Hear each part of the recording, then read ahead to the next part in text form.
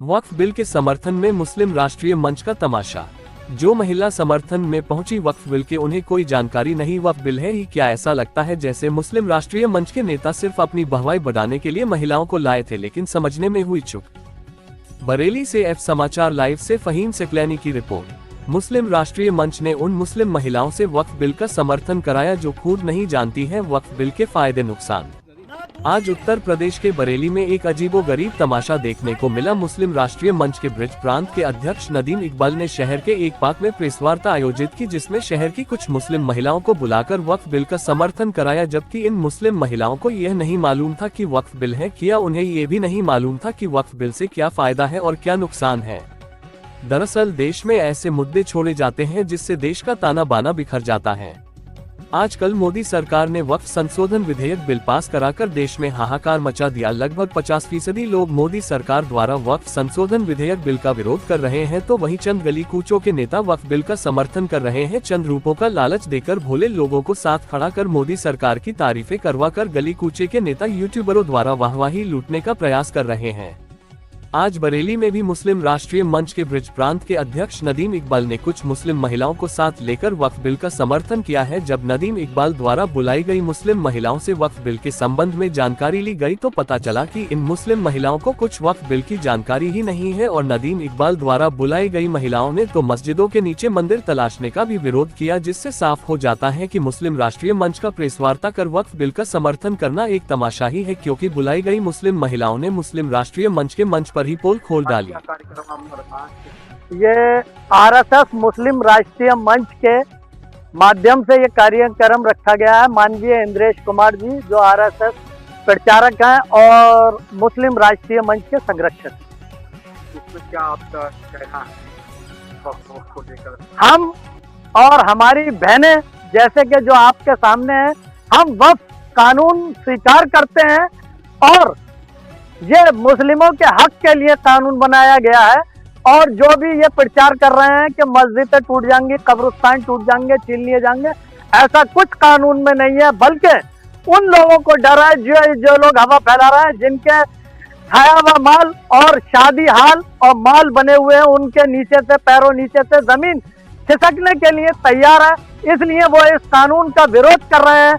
हम इस कानून का जबरदस्त समर्थन करते हैं। इस कानून चार खूबियां बताइए क्या है जो मुसलमान इस कानून पर यकीन करते हैं? पहली बात तो इस कानून में अब महिलाओं को भी, हमारी मुस्लिम बहनों को भी वक्फ बोर्ड में शामिल होने की जगह दी गई। पहले से भी मुस्लिम महिलाएं वक्फ बोर्ड में सदस्य रही हैं। अब कानून में जो है खुलेआम पहले सदस्य रही होंगी, लेकिन अब वक्फ बोर्ड में वो मुतवल्ली भी बन सकती हैं, जैसे आदमी ही पहले मुतवल्ली बन सकता है। और क्या ऐसे कानून है जिसको, और ये गरीबों के हक में कानून है कि जमीनें जो जिम्मेदारों ने और उन्होंने जो वक्फ की थी अच्छे समाज के लिए, गरीब समाज के लिए, पसमानदा समाज के लिए, उन गरीबों को हक, उनमें जमीन बांटी जाएगी। उन लोगों से छीन करके गरीब लोगों का भला होगा। जिन लोगों के कने गरीब लोगों के लिए मकान, रहने के लिए मकान नहीं है, इस कानून को आप पढ़कर देखिए, उनको रहने की व्यवस्था, गरीब अल्पसंख्यक को मकान बनाने की व्यवस्था दी गई। अब तक अंबानी के जो वक्फ की जमीन पर बंगला बना हुआ, उस पर क्या कहना चाहेंगे? जी, सारी जमीनें जो भी वक्फ है, जमीनें जो भी वक्फ है वो तोड़ी जाएंगी, चाहे कोई हो, अंबानी हो या कोई भी हो, सारी जमीनें वक्फ से छीनी जाएंगी। 20 करोड़ मुसलमान इसका विरोध कर रहा है, ये 2-4 लोग आप लोग पक्ष कर रहे हैं।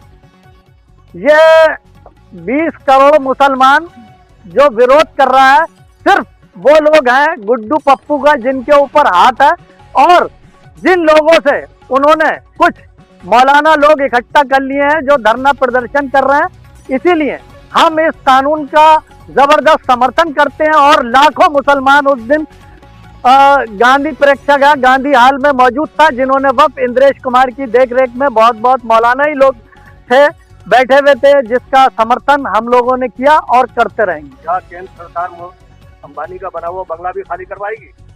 वो जो भी वक्फ प्रॉपर्टी है सर, कानून का पालन तो हिंदुस्तान में किया ही जाएगा। जिस शहर में आप रहते हैं, बरेली में आजाद इंटर कॉलेज में नगर निगम ने कब्जा करके टंकी बना ली है, क्या आप खाली करा रहे हैं? सारी वक्फ की जमीनें खाली कराई जाएंगी, वो चाहे किसी के कने हो, चाहे अंबानी के कने हो या किसी के कने हो, सारी वक्फ जमीनें लेकर के गरीब लोगों में बांटी जाएंगी, चाहे सरकारी कब्जे हो चाहे कुछ भी हो, उन लोगों में, गरीब लोगों में जमीनें बांटी जाएंगी। जो भी वक्फ कानून के अंतर्गत आती हैं, जिनके पास लीगल कागज नहीं है, ये जिन्होंने भी अंग्रेज लोगों की गुलामी करी थी, हमारा माल हम ही को दे दिया गया वापस। और वक्फ आज तक गरीब लोगों को, गरीब लोगों की इमदाद, मस्जिदों की तंजीम के लिए आज तक जो जमीनें वक्फ की गई थी, वो उनको ना तो मस्जिदों को आमदनी मिल पाई। आज मंदिर मस्जिदों की लड़ाई ना रह करके सिर्फ उससे जो प्रॉपर्टी अटैच है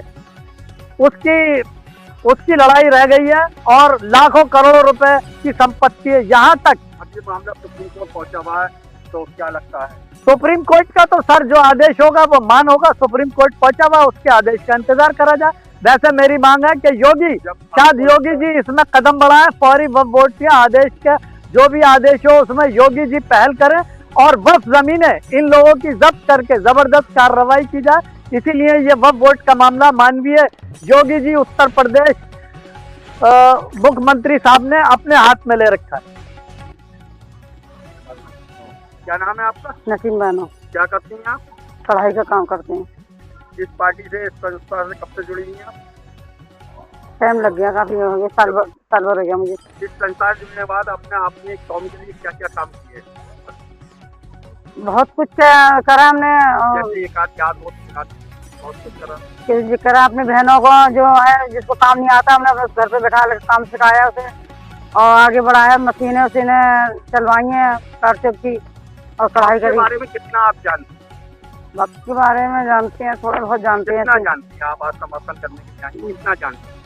वक्त की जमीन क्या होती है, किस तरह की होती है, क्या जानते हैं?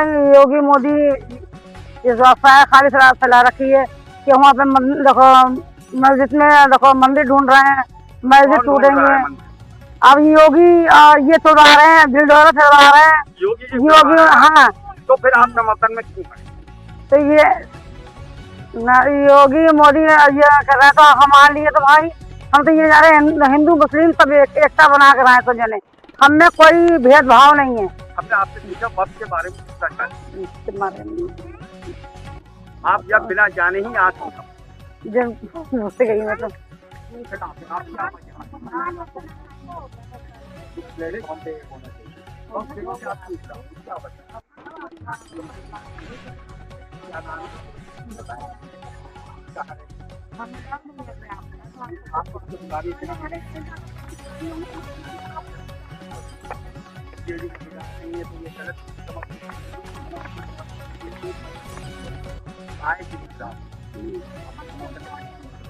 लेकिन हम मारा जा सकता नहीं, हमने तो नहीं कहा, हमने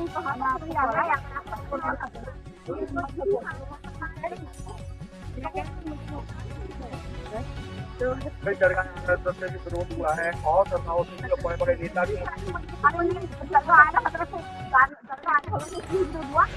उनकी बहुत सी प्रॉपर्टी है, उनकी बहुत प्रॉपर्टी है। मेरे पास तो मैं भी विरोध करती हूँ और ये सच्चाई है, मोदी हमारे भाई हैं।